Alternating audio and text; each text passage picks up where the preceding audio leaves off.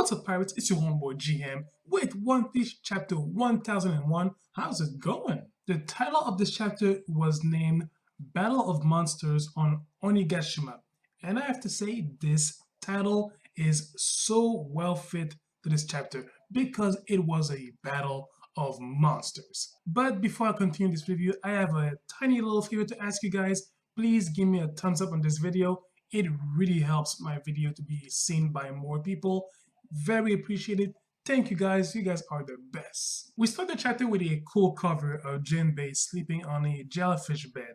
For a human, I don't need to tell you that this will be highly dangerous, but for a fisherman like Jinbei, that's okay. I just love on how the chapter started because everybody is impressed about what Luffy just did. And among all of them, I think that Kaido is the most impressed because he wasn't expecting it, obviously. And a panel before, he was like saying, there are only a scant few capable of fighting me.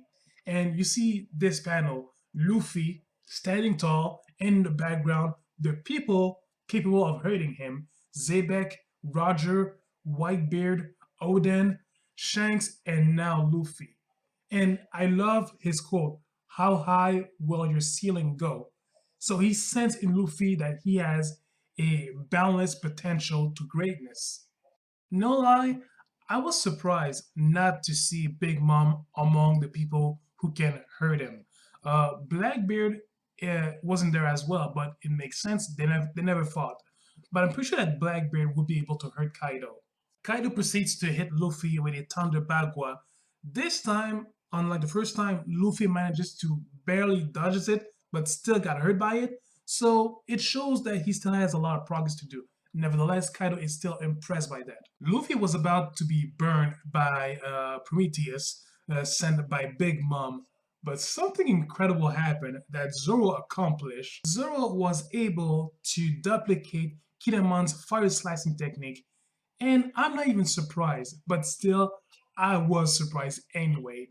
And this opens a lot of avenues for Zoro because if he can replicate a technique just by seeing it once or twice, look, the guy can actually do the same for many other sword techniques he can see in the future. So I'm wondering if this has to do to the haki of observation, but if that's the case, wow, look, he could be so nerfed up in the future. And let's not forget, we still haven't seen Zoro uh, being put to the maximal of his potential yet. I mean, since the return from the 2 year break, um, I haven't seen Zoro struggle against one adversary yet. Like, I'm expecting in this battle for him to go to a new level. I'm expecting him to do some real damage in that battle of Onigashima.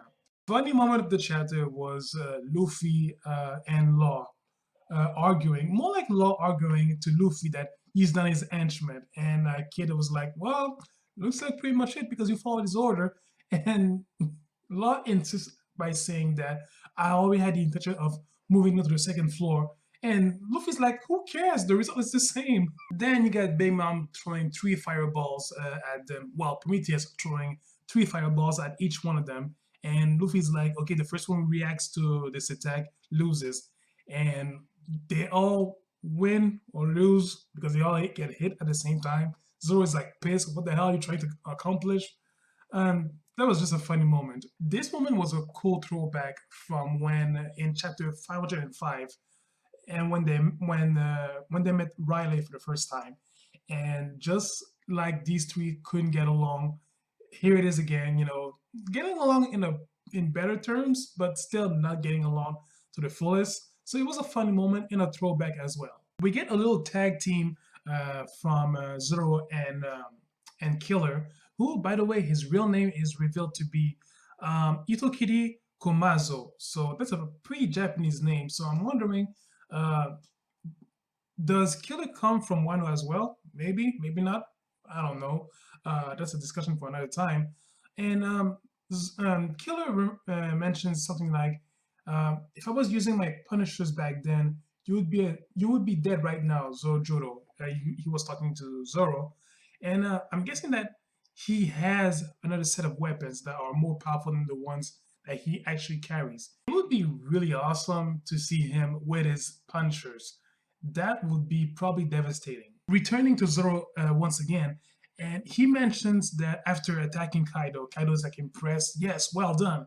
And sorry, Zoro is looking at his sword, Enma. He's like, I gotta unleash Enma a little bit more. So he hasn't used the full potential of this dark demonic sword yet. So I'm guessing that this is gonna happen in this battle. And with the killer instinct that Zoro has, this is gonna be epic to see. You get the three captains of the worst generation currently in this battle, transforming and ready to attack Kaido in the most monstrous way, as Kaido stated. They might as well be monsters in their own right. And you know what?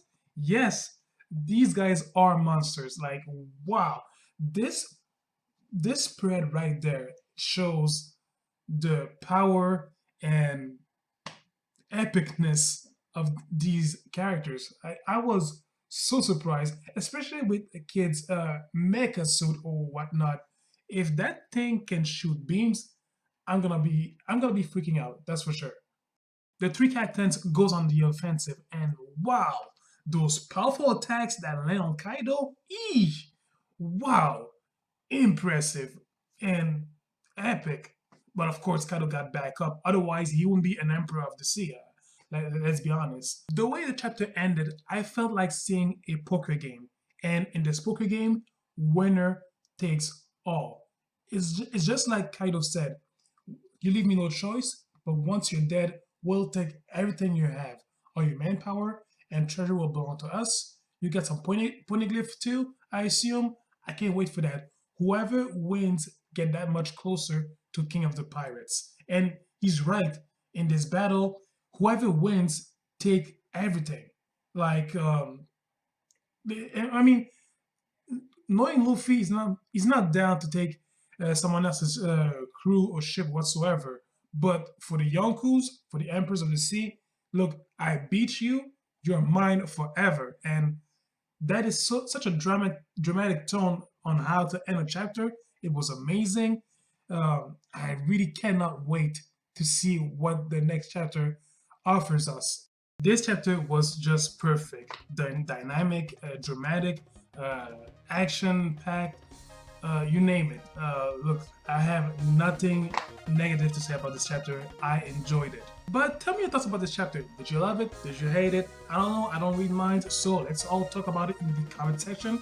Give me a thumbs up. Subscribe if you like my video. And I'll catch you guys in 2 weeks because next week One Piece is going on a break. So in the meantime, pirates, do me a favor for your homeboy. Take care of yourselves. See ya.